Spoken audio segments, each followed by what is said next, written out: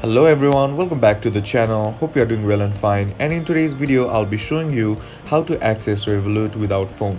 Now, without wasting any time, let's just jump right on the video and make sure to watch this video till the end and follow the steps as well. Now, for some reason you have lost your phone and are able to access your Revolut, what you need to do is use your Revolut physical card.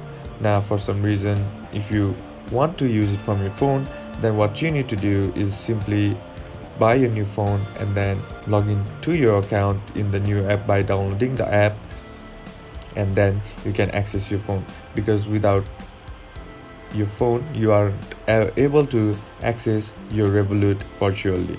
In order to access your Revolut virtually, you need to log in to your account, and other way is to access your Revolut account through your physical Revolut card. And that's basically it. And that's it for today's video, guys. Hope this video was useful to you. Leave a like if you did.